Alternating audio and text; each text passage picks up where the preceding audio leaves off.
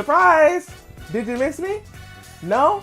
Okay, well, I'm back again with another review video, and this one I wanted to do on a game that I hold near and dear to my heart. Now, I know there isn't a form of consistency when it comes to these review videos. Like, the last one I did was all the way back in March or February. I don't even remember.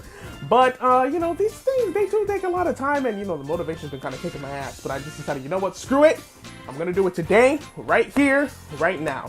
So I wanted to get this video done before the next semester of school starts, and then my free time will be shot. So, now, the reason why I'm doing this game in the first place is because I wanted to do a 3D Sonic game journey where I go through almost every single 3D Sonic game and do a review video on it. And then eventually when Sonic Frontiers comes out, I'll have enough practice and a more like generalized thought on every single game for when the Sonic Frontiers comes out, I can give a proper review on it and give it all to you people. Because that's the reason why I wanted to make these review videos in the first place, because I wanted to make a Sonic Frontiers review. Now, the first game on that list is Sonic Unleashed. I figured if I'm going to be doing every single 3D Sonic game, I might as well start with one that I consider to be the best one. So, without further ado, I think that's enough talking from me, at least camera-wise. Let's take a look inside of Sonic Unleashed.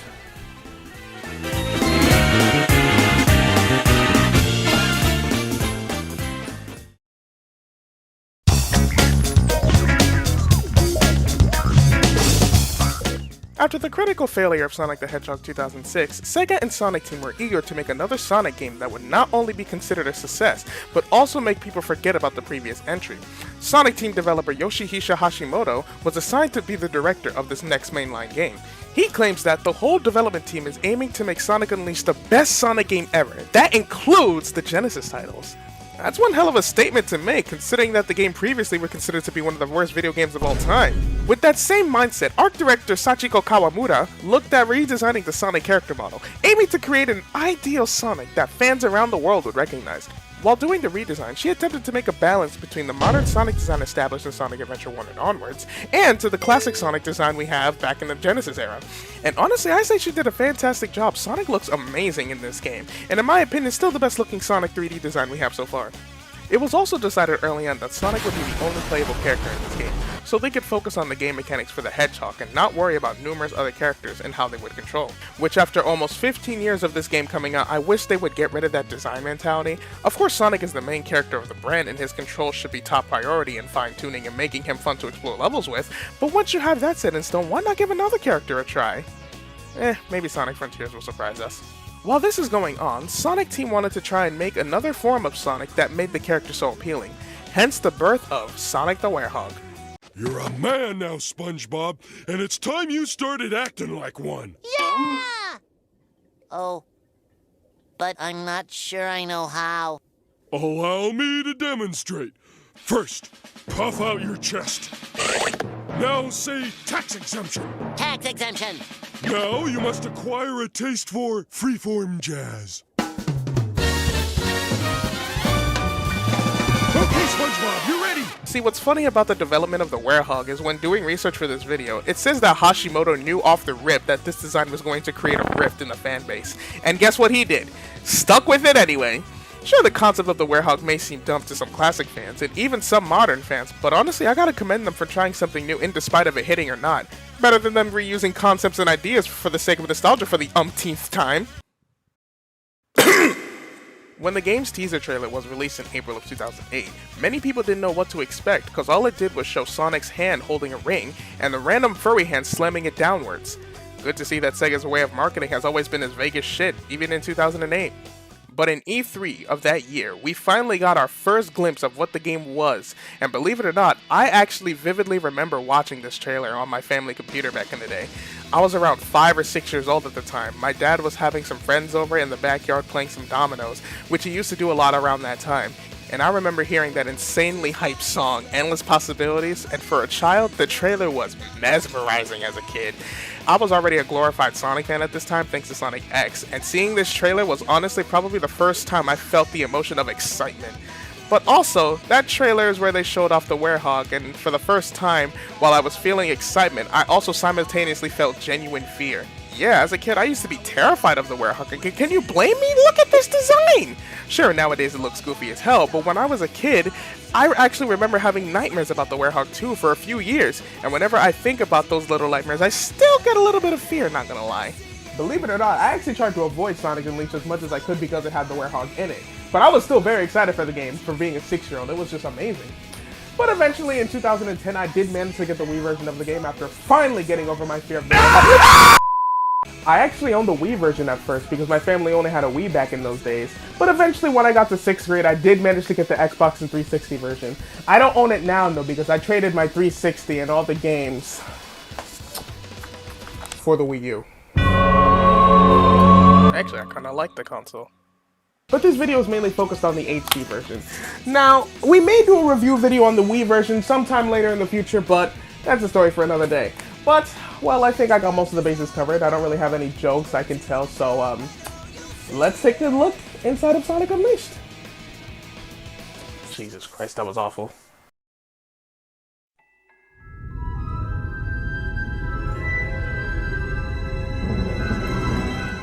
Well, our story begins with Eggman showing off his new space armada doing God knows what up there, and in the middle of watching his 13,000 Will Smith Oscar meme.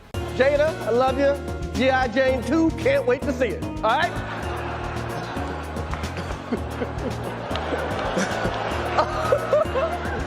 that was a nice one. Okay.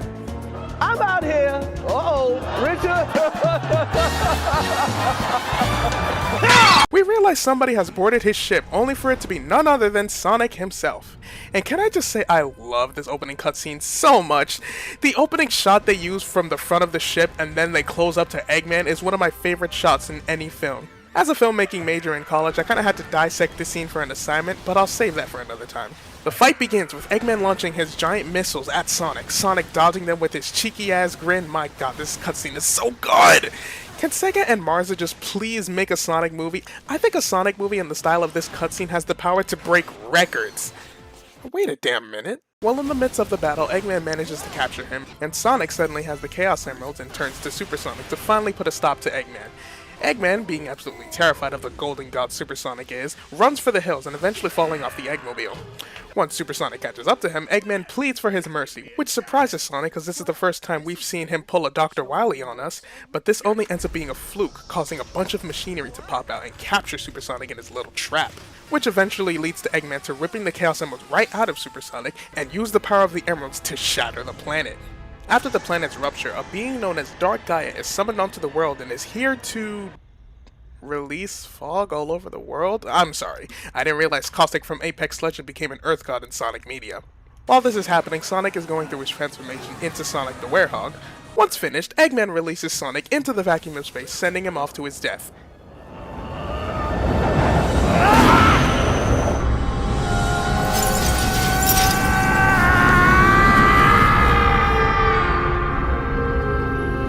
And then the title of the game pops up. And that was just the first cutscene. The next cutscene shows Sonic still falling down to his death, but then is saved by a random light which wakes him up, leading him to fall headfirst into the ground.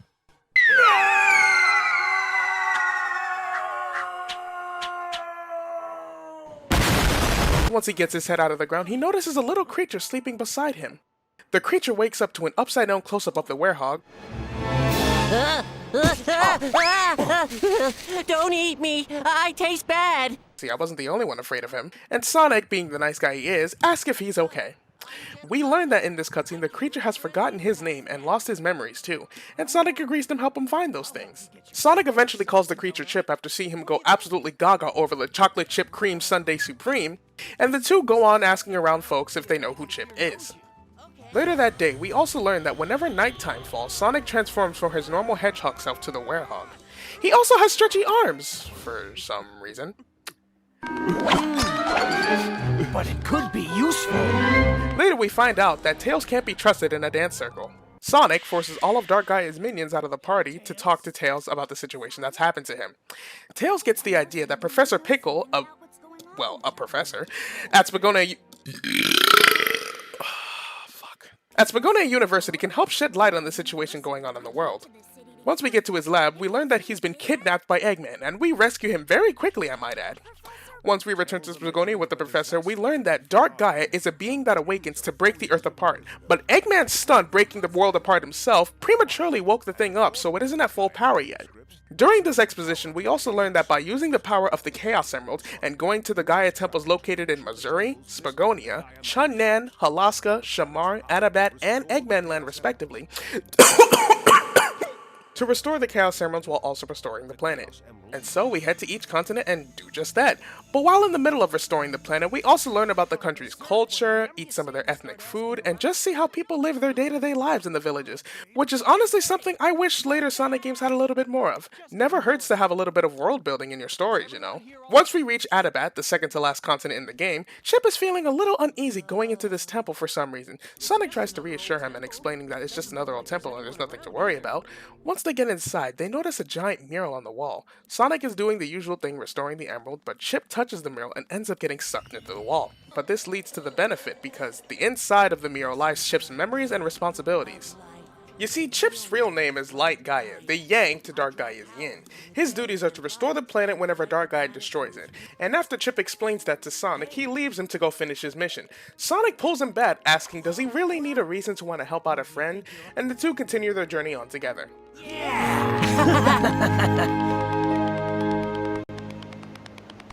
The final Gaia Temple is on top of the Crimson Carnival Eggman Land, and after getting past it, while dying a lot in the process. Okay, well I got a ring, but I fucking died. And I died. Oh!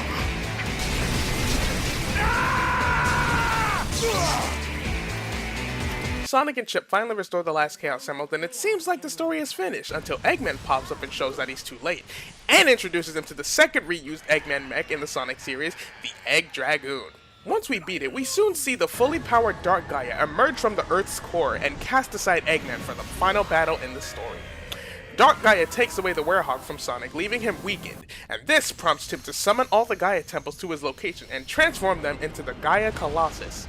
Once Sonic comes to, it's a matter of chasing down Dark Gaia, giving him a few good slaps in the face, and then Sonic goes in to poke all three of his eyes. After Sonic does that, he goes into his second transformation where all of a sudden he grows 7 eyes and has multiple arms. This prompts Sonic to turn into Super Sonic to take care of the now called perfect Dark Gaia.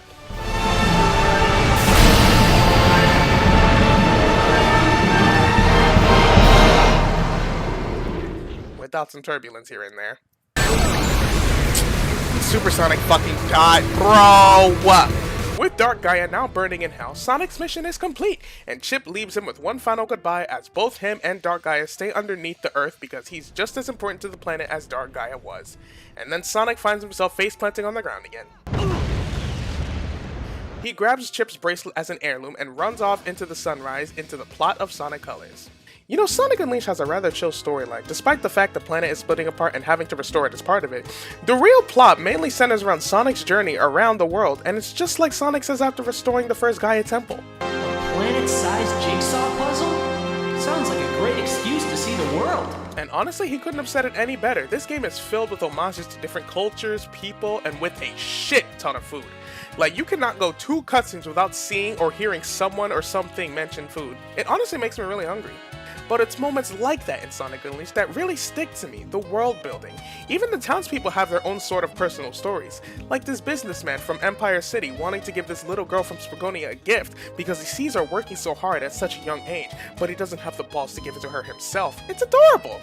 Or these 2 little sisters in Shamar who are trying to become the village defenders, or something like that, and ask Sonic to break these boxes and put these kids in their place. If you're gonna have Sonic interacting with people at all, we need more shit like this, man. Now, despite Sonic Unleashed's story being something I find quite enjoyable, will I be able to stay for the game itself? Well, let's begin.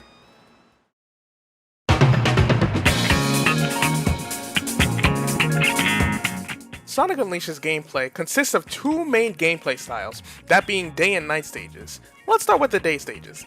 Day stages consist of high-speed action and platforming. These stages generally require fast reflexes, good platforming, and a general knowledge of Sonic gameplay.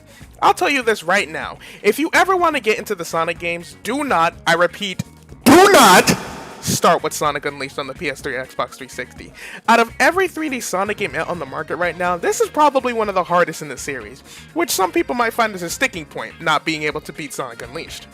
The daytime stages will swap between 3D and 2D sections, which is something many fans, myself included, feel it's something that shouldn't be in a 3D Sonic game, considering that previous games had no 2D sections at all.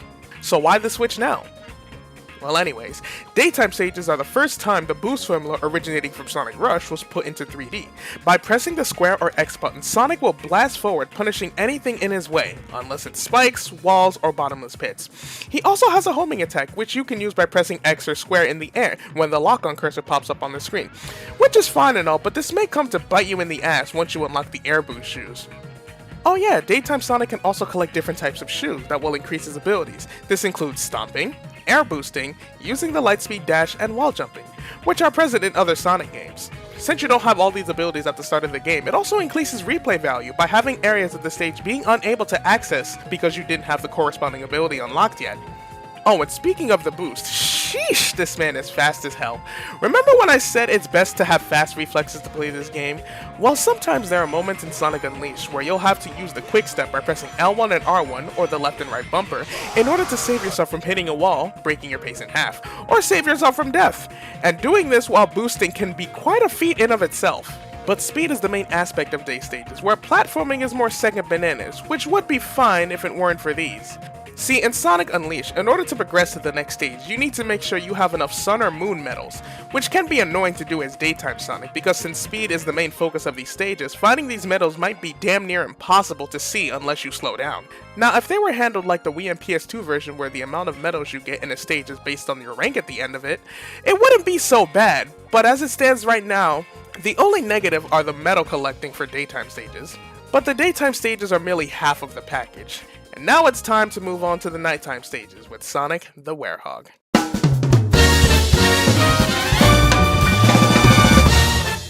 The Werehog stages have Sonic going around stages in a much more slower and methodical approach, where the style of gameplay isn't a focus of speed, but more on platforming and beat 'em up.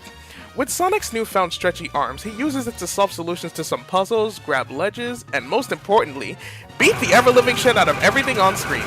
Seriously, you will not go more than 15 seconds without enemies popping up and trying to stop you on whatever you're doing. And it'll hit you with that same battle music every single time. The first Werehog stage is also where you learn about Sonic Unleashed experience points, these yellow glowing thingies which remind me of the Precious Gems from Gravity Rush, but the more you collect, the more you fill up in your experience gauge, and once it's complete, you can now use it to increase daytime or nighttime Sonic. The choice is yours, but if anything, I'd recommend you upgrade your Werehog's combat and strength first. Strength because it helps you take down the horde of enemies a lot faster, and combat so you can unlock more combos for the Werehog. While the basic combos you have off rip are more than enough, try doing some of the other combos as well. They're not only visual spectacles, but it's also fun to see what you can execute too, at least for me, and it gives you more combo options as well. The basic method of attack for the Werehog are two buttons, X and Y on Xbox or triangle and square on PS3. When you press square or X, you'll perform hook attacks, where Sonic will be able to hit multiple enemies at once, but they won't do as much damage, whereas pressing triangle or Y are straight jabs, where they mainly aim in one direction and do more damage on enemies. So I recommend using jab combos when you're going up against single enemies or bosses as the Werehog. The Werehog stages are also longer compared to the daytime stages. Daytime stages will usually take you around 3 to 6 minutes on average, whereas the average nighttime stage may take you up to 10 to 20 minutes. Which may seem like a lot, but Sonic Unleashed still takes around 13 hours to complete, which is the second longest game to beat in the series, the first being Sonic Unleashed, with an average of 16 hours of total playtime. Now, the Werehog stages are the most hated part of Sonic Unleashed. Many of the complaints stem from long stages, the repeated battles, and while I can understand and somewhat agree with both of those points, I'm personally not bothered by the Werehog stage length, and I think what really helps alleviate that for me personally is the music. More on that later. The platforming being the main focus of the Werehog stages can also help you collect medals easier in compared to daytime Sonic. So if you're gonna hunt down some extra medals and don't mind the long stages, replay the nighttime levels. My only issue with the nighttime levels are the small enemy pool. By the time you play the third night stage, you'll see all of the enemies you'll encounter throughout the whole game, with the exception of bosses. So a lot of the encounters you face may feel redundant. However, some enemies do sport different attributes, like the Dark Masters. Some will appear in a dark blue attire and kinda just sit there doing nothing, while the ones in pink power up nearby enemies, making them stronger. Another example are the Egg Fighters, which are Eggman's main badniks in this game. Some will just use close combat, some will come equipped with a weapon, shield, or both, and some will just straight shoot your ass. And those are the most annoying ones to deal with. If you see the ones that shoot, which usually come in yellow lights, kill them first. It'll make your life a hell of a lot easier, because if they nick you once with one shot, your ass is not moving until that clip is empty. And if you manage to block them, you're stuck in that block stun. So yeah, either run away from the gunfire or just go after them first. Sometimes, if you get an enemy's health bar 3/4 of a way down, an arrow will appear on their head, letting you complete a combo finisher on them. Now, these are cool the first time you see them, but they'll get old very quickly. Still recommend you do them anyway though, because that'll greatly add points to your score. One time I was playing Halaska's Night Stage and I died towards the end of it, but since I did a lot of critical attacks on every enemy, I still managed to walk out of that stage with an A rank, cause I'm just that guy. Another thing I got up with the Werehog is sort of the inconsistency with gameplay and story. Cause in cutscenes, sometimes Sonic will use those stretchy arms to maneuver himself a hell of a lot faster than normal, borderline Spider-Man-like movements. And if I feel the game featured more of that fast maneuvers with faster gameplay, the Werehog would be so much more fun to play as. But what we get is a lot of this. Not as exciting as the cutscenes, I'm sad to say. All in all, the Werehog is just a standard platformer with basic beat-em-up elements and simple puzzles, but I can still enjoy the Werehog, and maybe you can too. Now there is one more thing I want to talk about Sonic Unleashed that I feel is important to almost every single Sonic game. Now, Sonic Unleashed has a lot of amazing things in it, which I want to spend some time to talk about in this last statement. First of all, this soundtrack, oh my god, why did they go so hard on it? It is absolutely amazing! Like, listen to the day and night theme of Windmill Isle, the stage that belongs to Apatos, the first place you visit in the game.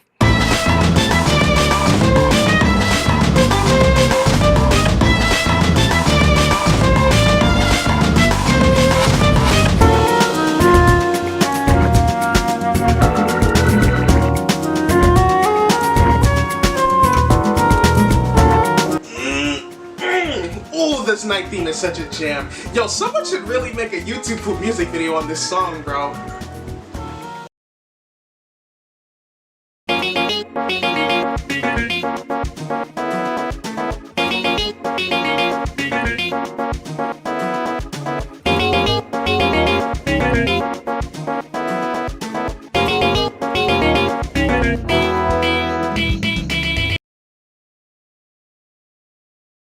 You can watch the rest of that video after finishing this one. Some of my other favorite tracks include Savannah Citadel Day,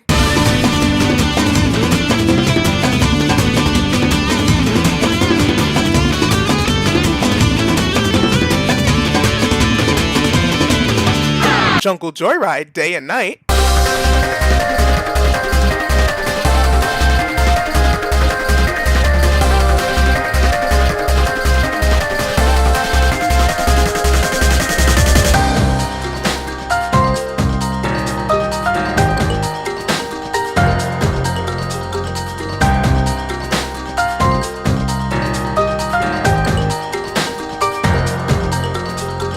the first stage when flying on the tornado,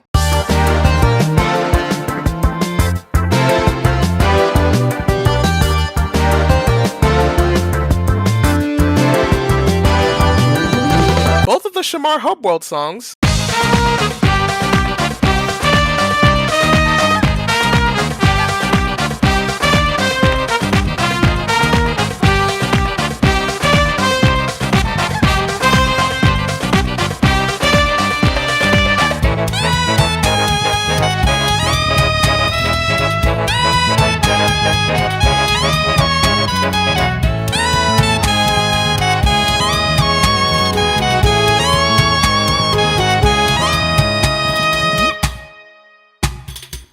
the night theme of Dragon Road,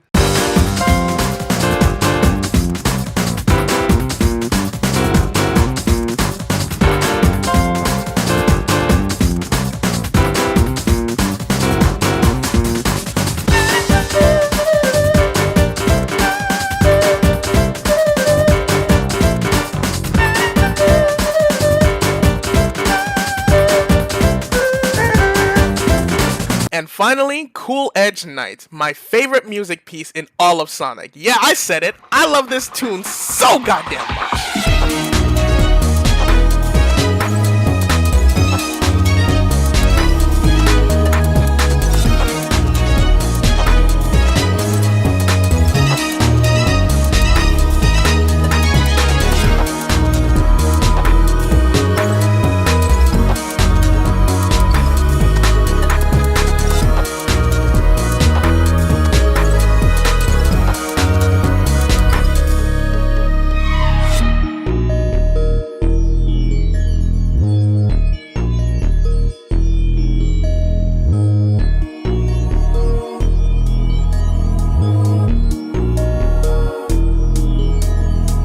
Another thing I want to bring up is the graphics, cause my lord, there is no other Sonic game out there that looks as good as this game.